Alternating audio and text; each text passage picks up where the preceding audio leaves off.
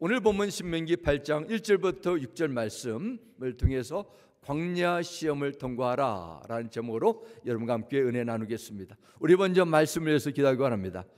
아버지 하나님, 오늘도 우리가 주 앞에 나왔습니다. 세상의 무거운 짐, 마음에 복잡한 그런 일들을 다 주께 내려놓고 하나님의 말씀 속에서 새로운 줄 시작하며 믿음으로 준비하기 원합니다. 성령 하나님, 우리의 마음을 새롭게 하여 주시고 진리의 말씀으로 회복하여 주옵소서. 예수님의 이름으로 기도드렸습니다. 아멘. 네, 조국 한국의 산업화, 공업화에 물길이 일기 시작하던 60년대 그 중반에 한평생 저 시골 산골짜기에 묻혀 살던 한 큰 아저씨가 서울 사는 조카의 초청을 받고 처음으로 평생 서울, 지금도 분주하지만 가장 바빴던 명동 거리를 구경을 하게 됐습니다. 정말 시공 그 깡촌에서 살아왔던 이 노인은 우선 명동 거리를 완전히 뒤덮은 그 수많은 인파들을 보고 너무도 깜짝 놀랐다고 합니다. 이 노인이 감탄에 물렀습니다. 이 많은 사람들이 왜 먹고 사노? 서울에 사는 이 젊은 조카가 즉시 대답했습니다. 여기는 서로 속이면서 먹고 삽니다. 물론 성실하게 열심히 사는 사람 대부분이지요. 지나친 표현입니다. 이 세상은 점점 정말 속임수가, 거짓이, 악한 것이 난무하는 사이로 들어가는 서글픈 느낌이 듭니다. 세상이 최첨단 과학으로 급변하고 사람의 평균 수명이 70년에 비해서 40년, 50년 이렇게 늘어가는 최장수 시대가 되었어도 이 세상에 사는 삶은 과거나 지금이나 광야 여정처럼 보입니다. 서로가 서로를 물어뜯는 경쟁 사이로 대하고 보이지 않는 치열한 산업 전쟁을 하면서 서로 속고 속는 이 험악한 세상의 현실입니다. 하나님은 이스라엘 민족이 광야 생활하는 동안 놀라운 축복의 비밀들을 숨겨놓으셨습니다. 하나님은 40년 동안 모세를 통해서 율법이라는 하나님의 복을 받는 비결을 알려주셨습니다. 그 법 때문에 이스라엘 백성들은 광야 여정이지만 하나님과 동행할 수 있었습니다. 그러나 율법도 완전히 지킬 수 없었기 때문에 죄로 절망하고 하나님의 약속을 깨뜨리고 하나님의 징계에 빠진 이스라엘 백성들에게 성막을 통해서 하나님 앞에 나와 죄의 문제를 해결하고 은혜를 다시 받을 수 있는 길을 늘 열어놓으셨습니다. 구름과 불기둥으로 인도하셔서 그 험악한 광야 생활을 정말 기가 막힌 축복의 장소로 바꿔주셨습니다. 그럼에도 목숨을 걸고 애굽을 나와 홍해를 가라 40년 광야 생활했던 출애굽 1세대들은 광야를 통과했습니까? 못했습니까? 못했습니다. 결국 광야에서 생을 마감하게 됩니다. 왜 그렇게 됐어요? 성경의 대답은 그들이 하나님의 시험에 들지 못했기 때문이라고 대답합니다. 여호수아와 갈렙을 제외한 출애굽 1세대가 광야에 살다가 40년의 생을 살았지만 전부 죽은 후에 모세가 가나안 땅 입성을 앞둔 출애굽 한 2세대, 그 젊은 세대를 설교한 내용이 오늘 본문에 나오는 신명기입니다.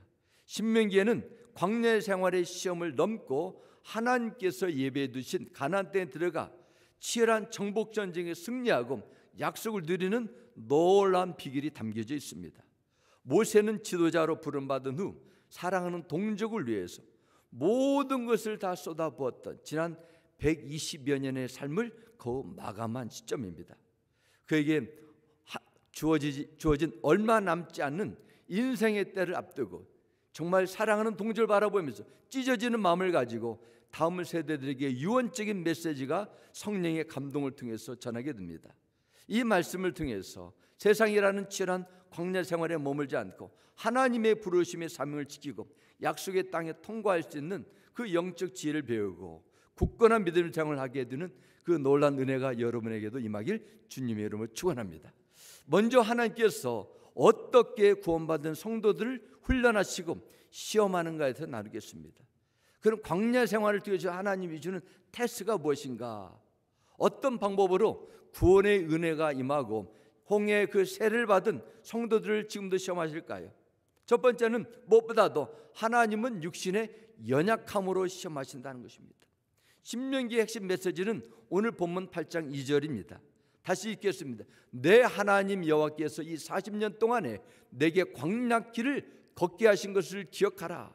이는 너를 낮추시며 너를 시험하사 내 마음이 어떠한지 그 명령을 지키는지 지키지 않는지 알려 하심이라 말씀합니다. 하나님께서 40년 동안 광야길을 걷게 하셨다 말씀합니다. 그리고 그 길을, 그 여정을 기억하라 말씀하십니다. 정말 광야길은 쉽습니까? 어렵습니까? 정말 어렵습니다. 그 힘든 길을 걷게 하신 하나님의 뜻을 걷게 하라 말씀하십니다. 저도 지지난주에 저 네바다 그 사막 그 광야 길을 몇 시간 운전하면서 과연 어떻게 이 사람들이 살고 있나, 과연 어떻게 개척을 하고 여기에 정착이 됐나, 휴게소를 가니까 여기는 위험하니까 물을 준비하고 또 응급대치를 위해서 어떤 일을 하고 어떤 일을 하지 말라는 그런 다양한 경고 사인을 읽은 적이 있습니다. 광야 생활 속에서 하나님께서 구원받은 이스라엘 민족을 시험했는데 그 시험 장소가 바로 광야라고 말합니다. 출애굽기 15장 27절 말씀 보면 하나님께서는 이스라엘 자손들을 엘림으로 인도한 사건이 기록됩니다. 엘림에는 샘물 12개와 종려나무 70주가 있는 아주 물이 흘러넘치는 비옥한 오아시스였습니다. 이곳에 비로소 이스라엘 백성들이 애굽 땅을 빠져나온 후에 처음으로 그들이 모든 긴장감과 피로를 다 풀고 휴식을 취하고 있었습니다. 그러나 하나님께서 이스라엘 백성들에게 너희들은 이제 다시 짐을 싸고 이 낙원과 같은 엘림을 떠나라 말합니다. 광야로 들어가라 말씀하셨습니다.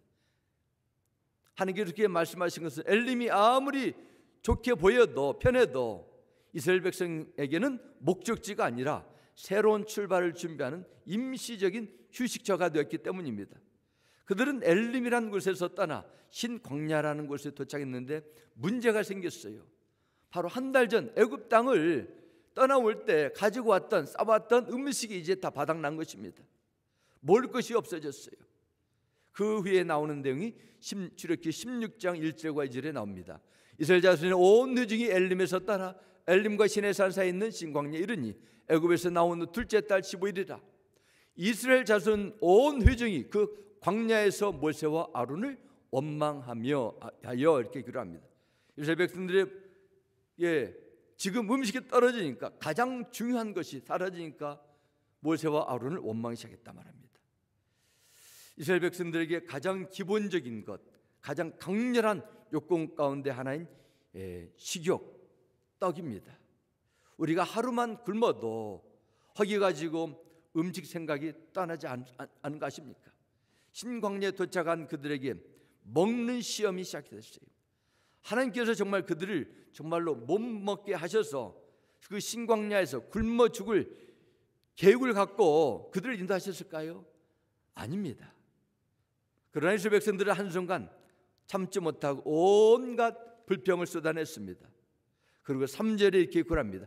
이스라엘 자손이 그들에게 이르되 우리가 애굽 땅에서 고기 가마 곁에 앉아있던 때와 떡을 배불리 먹던 때에 여호와의 손에 죽었더라면 좋았을 것을 너희가 이 광야로 우리를 인도해내어 이 온 회중이 줄여 죽게 하는도다 말씀합니다.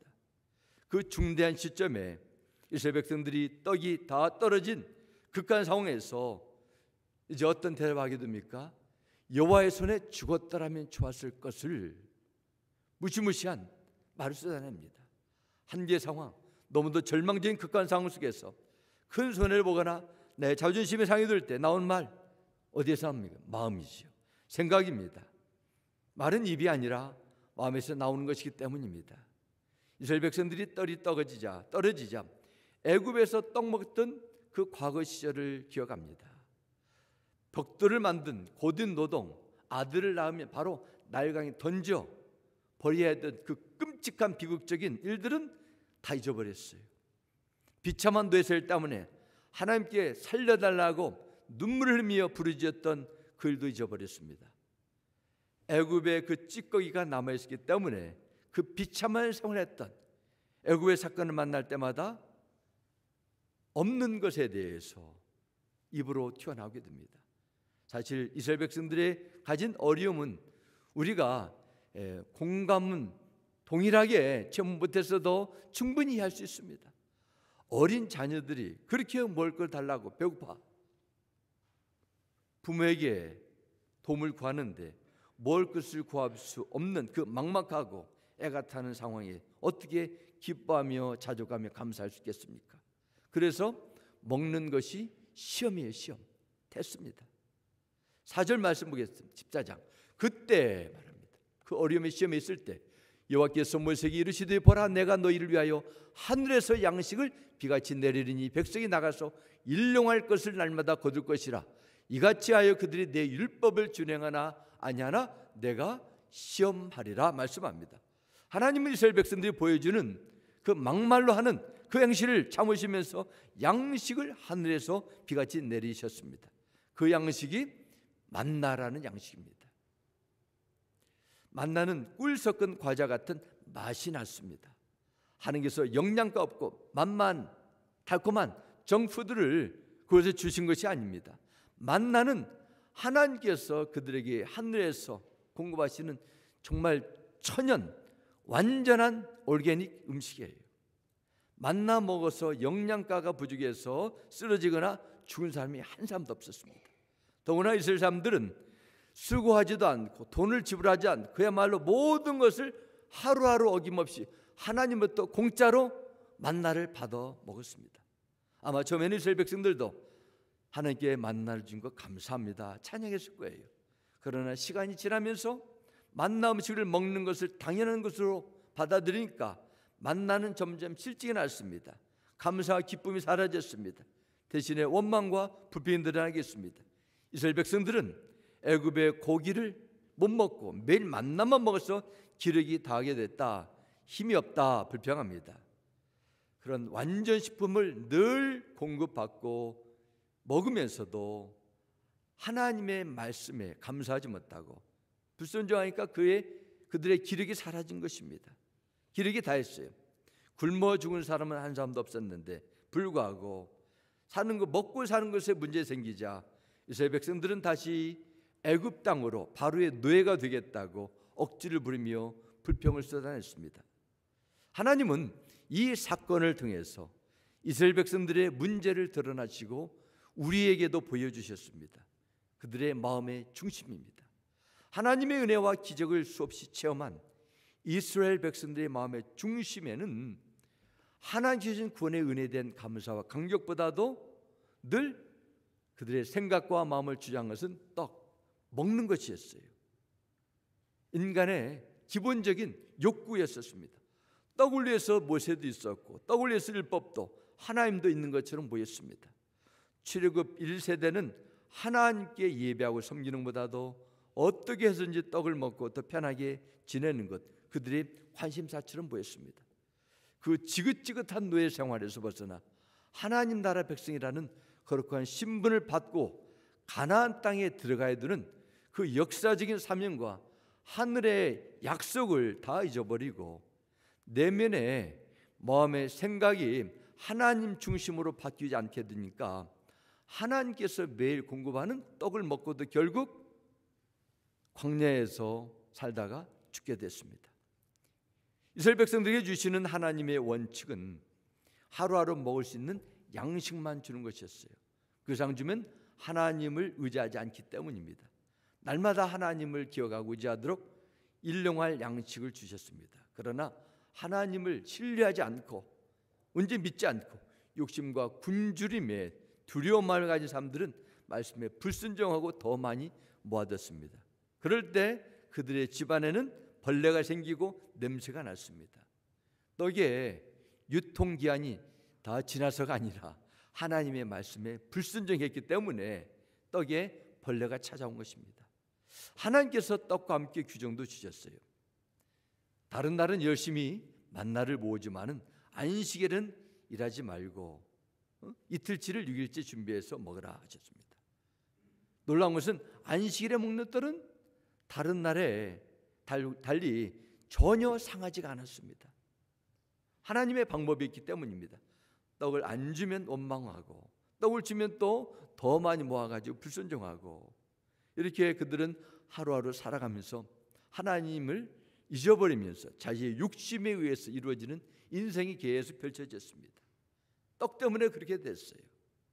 그러면 하나님은 그 떡의 고충과 어려움을 아시면서도 왜 이런 시험을 주셨다고 성경에 말씀합니까? 바로 그 목적이 있어요. 그것은 하나님만 섬기는 백성으로 세우기 위해서입니다. 하나님 앞에 나와 예배드리며 즐거워하는 그런 하나님 나라의 백성으로 준비시키기 위한 목적이 있습니다. 하나님께서 우리가 중요하게 여기는 것을 통해 육신의 연약함으로도 마음을 시험하세요. 마음 속에서 하나님보다 더 가까이하고 사랑하고 의지하는 대상이 우상이 될 수 있기 때문입니다. 우상 숭배와 같은 문제에 매이면 신앙생활 제대로 못합니다. 그래서 하나님은 그분보다 더 사랑하고 의지하고 집착할 수 있는 이런 문제를 결코 가만 내버려 두지 않으시고 테스트하세요. 시험하십니다. 그들에게 광야 시험을 주신 것은 애굽에서 몸에 밴 노예 정신에서 벗어나서 하나님 중심의 가치관, 세계관으로 세워져서 그들이 바로 왕이 아닌 애굽에 주는 그런 문화가 아닌 오직 하나님만을 왕으로 섬기는 새로운 터닝 포인트가 필요했기 때문입니다. 그래서 하나님은 그들을 시험하셨어요. 신명기 8장 16절 17절에 말씀합니다. 광야에서 너희 조상들이 전혀 알지 못했던 만나를 너에게 주어 먹게 하셔서 너희를 낮추시고 시험의 결국에는 어떤 결과를 위한 것입니까? 너희가 잘 되게 하셨다. 이 하나님의 마음입니다. 시험에서 탈락시킨 것이 아니라 하나님 앞에 온전한 여인간에 잘 돼서 풍성한 복된 은혜를 누릴 수 있는 그런 자들로 그런 민족을 세우기 위한 하나님의 기대가 있었어요. 하나님은 여러분의 신앙이 건강에 자라도록 훈련시키기 위해서 어떤 교회는 광야의 시련도 허락하십니다. 영혼이 잘 되기 위해서 그렇죠. 징계를 주실 때도 은혜도 부어주십니다. 하지만 절대로 여러분이 감당할 수 없는 징계는 허락하지 않습니다. 광야 생활을 통해서 허락하십니다. 광야 생활 어렵습니다. 물이 없으면 죽어요. 아무리 잘나고 경험이 많고 똑똑한 사람도 광야에서 이겨낼 수 있는 사람은 없습니다. 다 하나님께서 돌봐주시고 베푸신 사랑이면 안 됩니다. 누가 여러분을 하나님의 자녀 삼아주셨어요? 복음을 들을 때도 성령께서 마음을 열어주시고 믿을 수 있는 믿음을 주셨습니다. 우리의 건강도 재산도 영어도 지혜도 믿음도 다 하나님께서 주신 은혜의 증거임을 믿습니다. 늘 하나님께서 함께 하시기 때문에 기적이 있고 승리가 있고 수고의 열매를 우리가 맛보는 거예요. 그런데 문제는 사람은 뭔가 잘 되면은 어때 대답해요? 17절 말씀으로 내 능력과 내 손의 힘으로 이런 부를 얻게 됐다 말합니다. 하나님 베푼 은혜를 인정하지 않고 나를 자랑해요. 나의 수고와 나의 능력, 나의 열정을 자랑합니다. 그래서 하나님은 우리에게 광야길로 인도하셔서 그 거품을 빼십니다. 어려움도 실패를 주세요. 하나님의 방법입니다. 그래서 시편 94편 12절 말씀 보면 여호와의 주로부터 징벌을 받으며 주의 법으로 교훈하시를 받는 자가 복이 있나니 말씀합니다. 히브리서 12장 6절 말씀에도 주님께서는 사랑하시는 사람을 징계하시고 받아들이신 이마다 아들마다 채찍질 하신다 말씀하셨습니다. 하나님께서는 여러분의 미래가 영혼이 잘 되고 정국 같은 믿음으로 준비시키기 위하셔서 때로는 고난이나 어려운 일도 허락하신다는 거예요. 고난이 주는 가장 큰 유익은 이 가운데 하나는 바로 하나님만 바라보도록 만든다는 것입니다. 사람은 어려움이 있어야 하나님께 나와 기도합니다. 울부짖어요. 겸손할 수 있습니다. 어떤 면에 세상이 주는 실패나 실망도 가난도 하나님이신 은혜라고 할 수 있어요. 여러분의 삶에 광야의 길을 걷고 가십니까? 광야를 지나고 있습니까? 불뱀을 만났습니까? 불경기를 허락하신 것도 인간관계 속에서 실망하고 상처를 받는 것도 사람이 아니라 오직 하나님만 사랑하고 의지하는 온전한 믿음으로 준비시키셔서 여러분을 새로운 길로 인도하기 위한 하나님의 선하신 뜻이 있음을 믿으시기 바랍니다. 이것을 믿으신다면 여러분의 삶에 어떤 일이 찾아와도 여러분 하나님을 인정하시고 그분을 감사하셔야 돼요. 우리가 답답할 때나 형통할 때나 일이 잘 풀릴 때나 절대로 하나님을 잊어버리시면 안 돼요. 다 하나님의 은혜라는 걸 기억하시고 그분의 예배를 통해서 인정하시고 감사를 드리는 이런 하나님 앞에 인정받는 참된 믿음 생활이 이루어지길 주님의 이름으로 축원합니다. 그럼 우리 광야 시험을 이기는 중요한 두 가지 원리를 함께 나누겠습니다. 첫 번째 원리는 생명의 떡을 사모하라는 것이죠. 신명기 8장의 핵심은 간단합니다. 광야 인생 속에서 하나님께서 구원하신 구별된 거룩한 백성을 살기 위해서는 말씀으로 살라는 거예요. 애굽에서는 떡이 세 살고 떡을 위해서 일했습니다. 떡 때문에 끝까지 인내하며 살았습니다. 애굽의 바로는 떡을 주면서 사람을 노예로 삼았습니다. 그리고 그들을 조정했어요. 떡 먹고 사는 것은 애굽에 살아남을 수 있는 생존 원리예요. 애굽에서 애굽의 음식을 먹어도 살 수 있지만 광야에서는 떡만으로 안 돼요. 말씀을 먹어야 살아남을 수 있습니다. 만약 굶주리지 않고 생존만 하는 것이 광야 생활의 최고의 가치와 목적이었다면 하나님께서는 양식이 떨어지기 전에 미리미리 고기도 떡도 다 공급해 줄 거예요. 그러나 하나님께서는 떡뿐만 아니라 만나뿐만 아니라 떡을 먹는 규칙, 즉 하나님의 말씀도 같이 보여주셨어요. 이스라엘 백성들은 광야에서 만나를 먹었지만 다 죽었어요. 그들이 기력이 소한 것은 소고기를 단백질이 부족해서가 아니라 만나만 먹어서가 아닙니다. 생명의 양식인 하나님의 말씀을 먹지 못하기 때문입니다.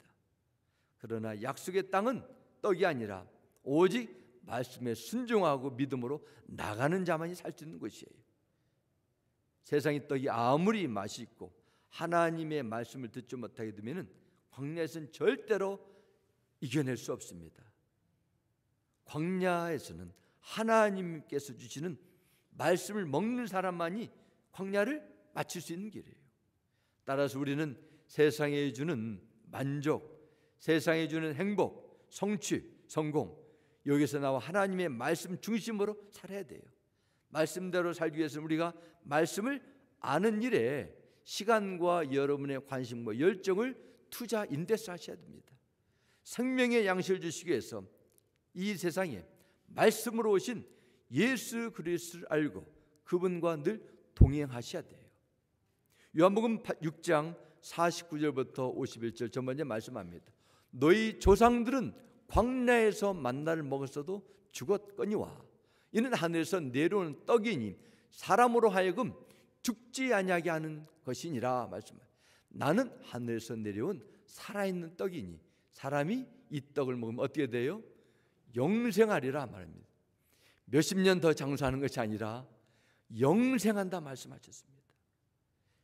어떻게 예수님께서 하늘에 내오신 살아있는 떡이 될 수 있습니까? 바로 예수님의 말씀 안에는 영원한 생명으로 인도하는 길이 있기 때문입니다. 예수님은 영혼을 살리신 생명의 떡을 주시려는데 당시 많은 유대인들이 예수님께 계속 몰려다니며 쫓아다녔지만은 그로부터 예수님으로부터 육신의 떡만 달라고 쫓아다녔어요. 물고 두 마리와 보리떡 5개로 수천명을 먹이는 기적들이 있었지만은 배만 채우면 다 사라져 버렸어요. 예수님과 끊임없는 갈등과 대립이 생기고 실망하는 것은 당연한 것입니다. 서로 기대가 다르기 때문입니다. 세상이 주는 떡을 추구하는 것은 예수님께서 공생의 사역을 시작하기 전에 사탄이 광야에서 주님을 시험한 것과 똑같은 방법이었습니다. 예수님께서 성령에 이끌려 40일 동안 금식한 후에 사탄이 나타났습니다. 그리고 예수님을 시험했습니다. 당신이 하나님의 아들이라면 이 돌들을 떡덩이가 되게 해보라. 그때 예수님께서 어떻게 사단이 주는 그 시험을 이기십니까? 마태복음 4장 4절 말씀합니다. 예수께서 대답 이르시되 기록되었으되, 이 말씀은 오늘 본문 신명기 8장 3절 말씀입니다. 사람이 떡으로만 살 것이 아니요 하나님의 입으로부터 나오는 모든 말씀으로 살 것이라 하였느니라 하시니 말씀합니다. 예수님은 떡의 시험을 오늘 본문 말씀을 통해 사탄을 물리쳤습니다. 육신적인 피를 생각하면 무엇이 가장 중요합니까? 떡입니다. 안정된 생활, 쾌적한 환경, 보장된 노후 대책, 무엇보다도 몸에 건강일 것입니다. 이 세상의 모든 것을 다 준다 해도 누군가가 여러분에게 당신의 몸 3분의 1만 떼어주시겠습니까? 그에 대답하는 사람은 없을 것입니다. 우리 몸이 지금 소중합니다. 하지만 우리의 몸의 심장 박동이 멈추게 되면 그때부터 어떻게 돼요? 보는 것, 말하는 것, 움직일 수 있는 모든 신체의 기능이 다 멈추게 됩니다. 몸이 죽으면은 사랑하는 가족이라도 나중에는 무섭다고 떠나버려요.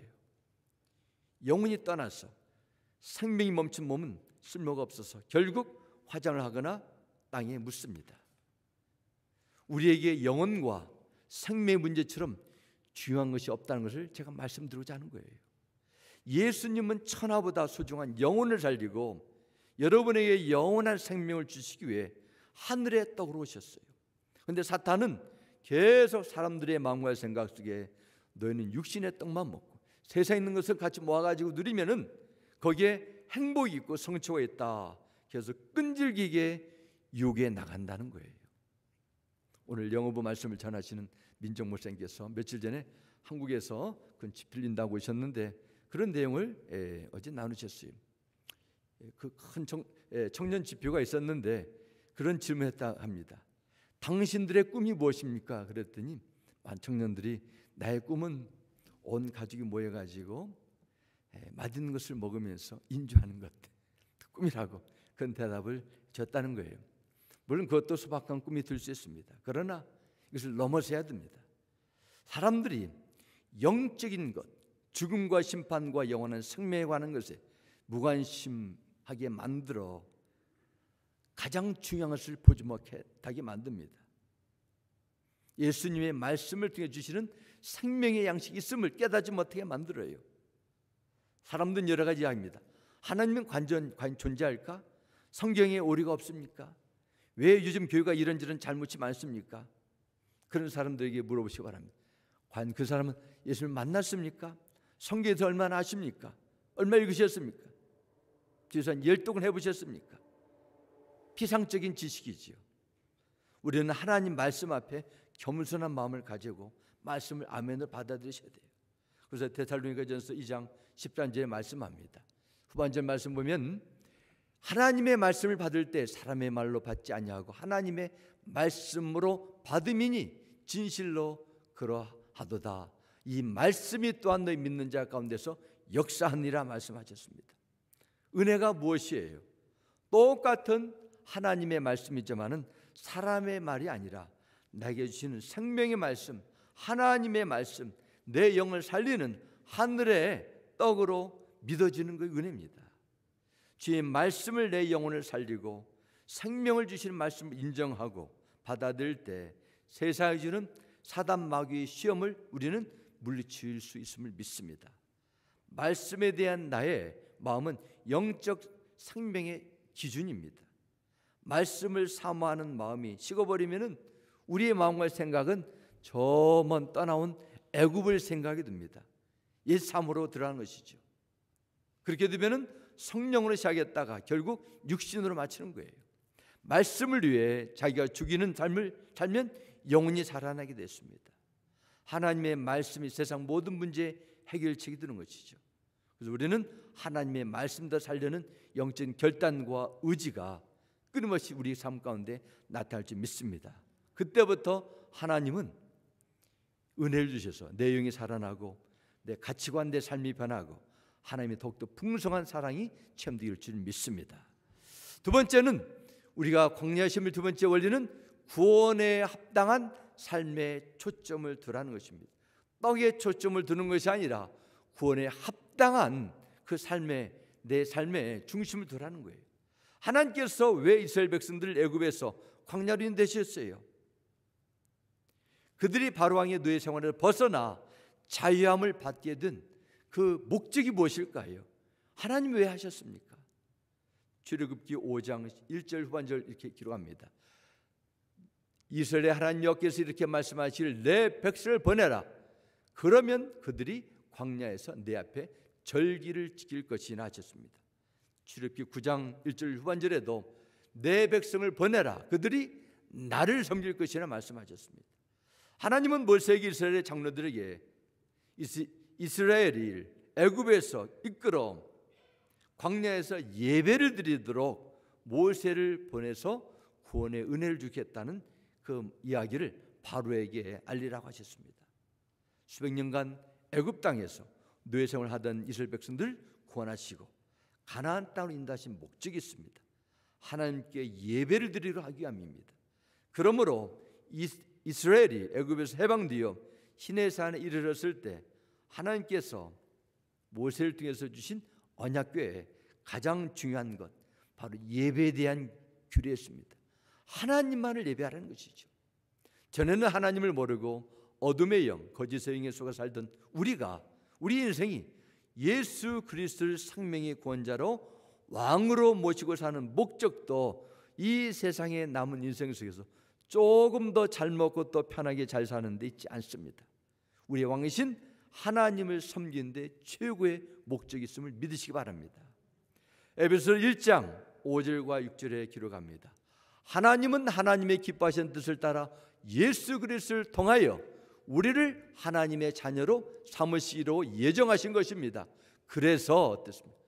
하나님의 사랑하시는 아들 안에서 우리에게 거저 주신 하나님의 영광스러운 은혜를 어떻게 하라고요?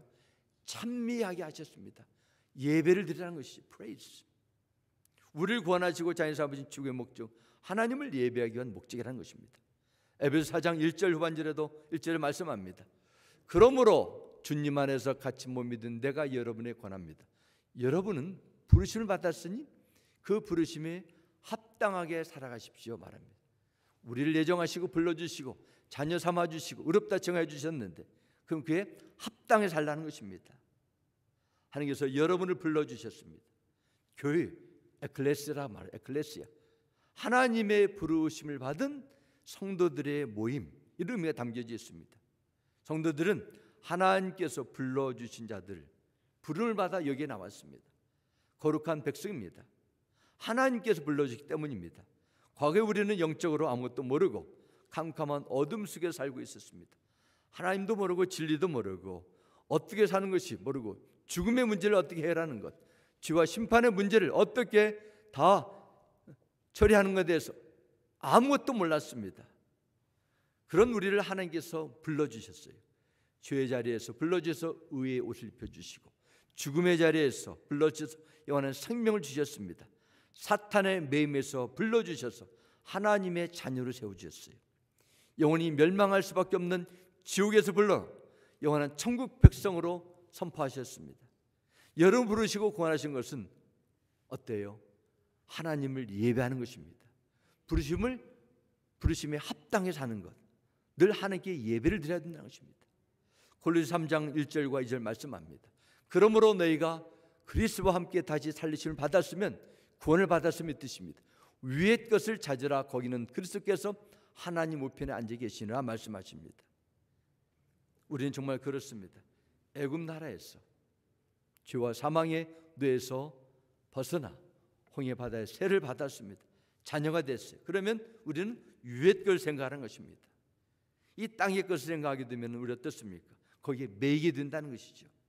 그럼 우리는 이 땅에 살고 있지만은 위의 것에 가장 최고의 가치를 두고 하나님께 합당한 예배를 드림으로 우리를 구원하신 목적에 합당해 살라는 것입니다. 지난주 터키 남부와 시리아 그 북서쪽 쪽에서 일어난 그 초대형 지진으로 인해 가지고 희생자가 2만 5천이 넘고 몇만 명이 더 일어날지 모릅니다.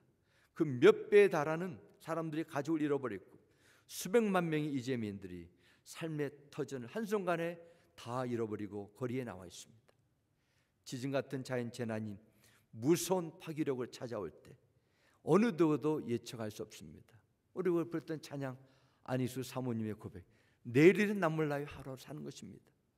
불행이나 유행도 내 뜻대로 못해요.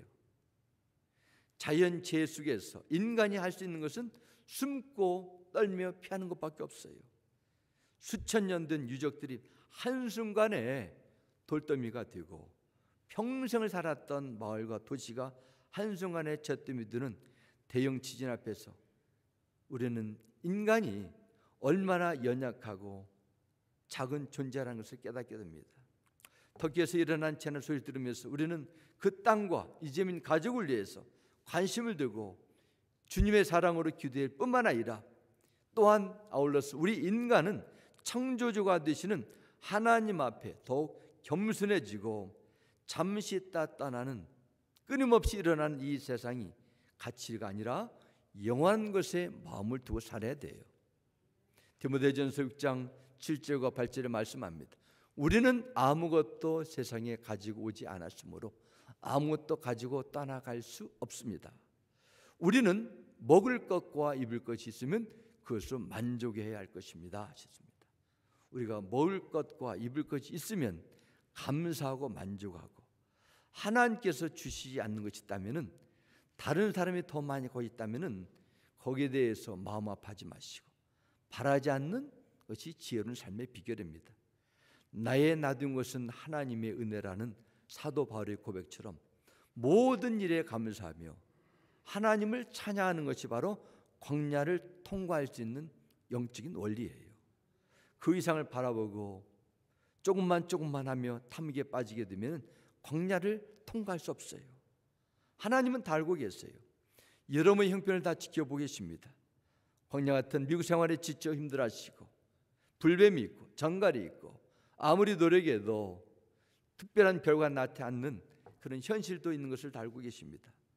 그러나 그 가운데 하나님 함께 하시고 하나님의 뜻이 있음을 믿습니다. 하나님은 이 세상의 어려움도 우리에게 허락하셔서 우리를 낮추시고 시험에 합격하시면 반드시 복을 주신다고 약속하셨습니다. 그러므로 우리는 구원에 합당한 삶을 추구하셔야 됩니다. 예수 그리스도 안에서 영원한 생명의 축복을 알았기 때문에, 구원받은 하나님의 자녀가 되기 때문에 우리는 그에 합당한 삶을 사는 것이 인생의 최고의 가치를 두셔야 됩니다. 사랑하는 성도 여러분, 어떤 형편 속에서도 여러분을 불러주시고 영원한 생명을 주신 하나님께 모든 영광과 찬송 올려드리며 광야 생활의 시험을 넉넉히 이기시고 믿음의 승리를 경험하는 복된 신앙생활이 여러분 앞에 펼쳐지기를 주님의 이름으로 축원합니다. 우리 함께 기도하겠습니다. 아버지 하나님, 감사합니다. 주님의 이름을 찬양합니다. 하나님은 구원의 놀란 기적의 축복을 주시고 홍해를 거르고 끊임없는 하나님의 기적을 체험했던 이스라엘 민족이 광야 시험에서 실패했습니다. 유괴의 소욕을 벗지 못했습니다. 끊임없는 욕심의 미련이 그들을 붙들고 그들의 신앙을 무기력하게 만들었습니다. 정말 이 세상은 치열한 경쟁입니다.